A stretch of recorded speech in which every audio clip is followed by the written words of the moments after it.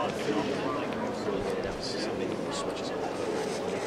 I think in general, in all our coverage here, I think we knew we had to be a little bit better. I think coming into the game watching film, we knew there was a lot of stuff we could have improved from game 4.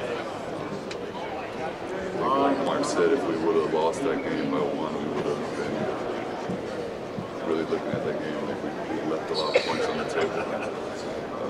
And so that was just a big impetus for us, just to be cleaner on the defensive coverage, be cleaner on the kind of more of the scouting report where we want us to be doing, and I think we did a lot better job. So how do you deal with the anxiety when you are a few hours away from the game that could give you a ring? I think the main thing is just approaching it not like every other game, but we're not looking at it if we win a championship. We're focusing on this game 6. We still want to come out with the same, I guess, desperation as the Pacers are going to come out with. And that's the biggest thing. We're not changing. We're not looking too far ahead. We just have to focus on the present moment, and I think that kind of takes away the anxiety. Your second straight year playing against Tyrese Halliburton in the series. What's different when he's off the floor for the Pacers, and how do you guys prepare for a game where he might be injured or unavailable? I mean, we're preparing if he's going to play. I mean, that's what we're focusing on. I mean, it's the finals. The same thing last series where people are sick, people say they're not going to play, so we're just focusing on that he's going to play. And if he doesn't play, we're ready regardless. And I think we're just focused on that. Isaiah, looking back to the summer, obviously, in your conversations you're saying when he's going to meet you, I imagine you know in making a move that you're trying to compete for a title, and this team could compete for a title even back then. But it doesn't seem like Sam has used that word a lot, or the idea of a championship. Like, what role has his phrasing and the way he's treated that sort of played in getting you guys here? I think the biggest thing with the organization is that we're very present and focused. I think we hear 0-0 mentality probably almost every interview. I think that's been huge for us. I mean, even now, I think as a team, we're just focusing on Game 6. We're not focusing on if we win, what happens. We're not focusing on whoever outside of it. I mean, you're going to have a lot of media talking about media family, talking about if we win, blah, blah, blah. But we're focusing on Game 6. We're going to come out with desperation. We're going to come out defiant. We're not going to kind of ease into it. And I think that's the main thing. Du hast gerade gesagt, dass ihr euch nicht darauf fokussieren möchtet, dass ihr eventuell jetzt ein Championship morgen gewinnen könnt. Und ihr wirkt dabei so konzentriert. Interessiert zu wissen, habt ihr irgendwie einen Coach, der euch da irgendwie so ein bisschen Mental Coaching-mäßig das euch richtig ausrichtet? Oder wo kommt das her, dass ihr so geerdet seid und fokussiert seid? Ein bisschen von beiden. Ich meine, Sam Presti hat einen guten Job gemacht, die Spieler zu holen, die jetzt diese Mentalität haben. Aber Mark ist sehr gut damit,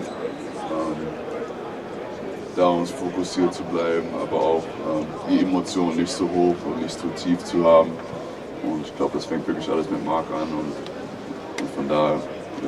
Wie ist es für dich selber? Kann man noch normal schlafen oder ist es schon so mittlerweile, dass es doch ein bisschen Aufregung da ist? Für mich kann ich ganz normal schlafen. Ich meine, ich versuche so präsent zu sein wie möglich. Ich meine, klar ist man ein Mensch, da kommt manchmal die Emotion auf, aber ich glaube, wenn man einfach wirklich versucht, in dem Moment zu bleiben, da kann man schon gut schlafen. Hast du Familie oder Freunde dabei, die eventuell? Ja, meine Familie ist hier, meine Schwester, meine Mutter, Vater, Frau, Kind, ein paar Freunde. Ja, schon ein paar Leute dabei. Perfekt. Hey Isaiah, you were a second round pick and G-League had traded. Now you're one win away from the championship. First of all, does it feel real? And second, what did you learn from all those experiences that helped you today? I mean, in general, we're not really focused on what if something happens. We're really focusing on the present moment. We're focusing on we still got to go win Game 6. We got to have that desperation and not act like we already won something. Again, it's the first of 4, not the first of 3. So that's kind of what we're focusing on. Again, I think the journey, it was great. I think a lot of people can learn from it. I think there's a lot of ups and downs.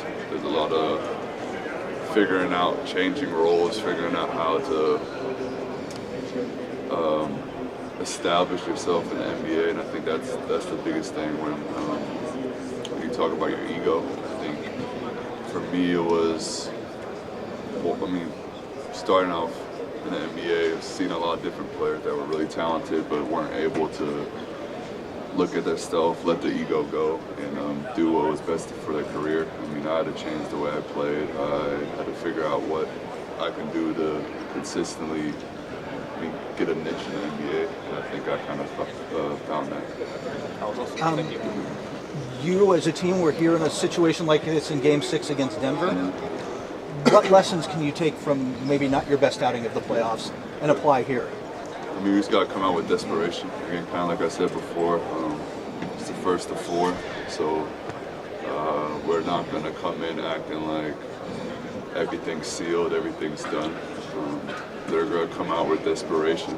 They're a great team, and we're going to come out with the same, and probably maybe even more desperation now. So that's where we're at. We're not looking too far ahead. I think Mark does a great job of not focusing too much on the outside, not focusing too much.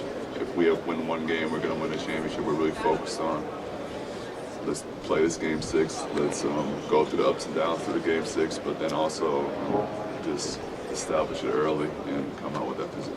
Take one more. Isaiah, obviously, this sort of thing is like arbitrary, but I think the big talking point coming to the playoffs for you guys was looking at past teams and how much they failed leading up to a run and that sort of having a role. And I mean, you think of Boston, they lost, I don't know how many conference finals before they climbed the mountain. I just wonder how you view this team's adversity and why you think it's maybe been enough to get you guys here.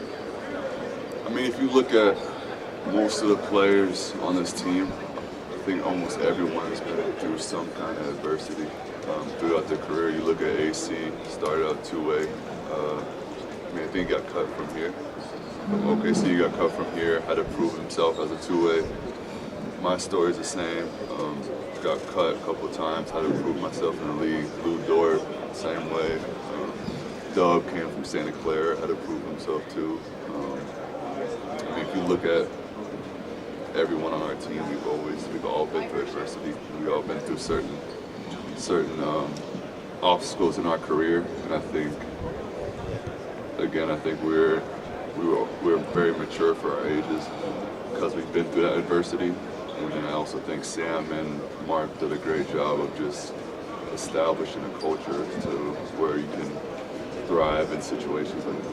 Do you think individual adversity can kind of transcend leading to lose over and over as a team like that? To a certain extent. You never know how certain roads can go, but again, I think everyone being through a certain adversity, but then also you have to give Sam a lot of credit to finding the players that can still click together. And I think just having those adversity, but then also having everyone being egoless, I think kind of maybe excels everything, but again, our job isn't finished. You're all set.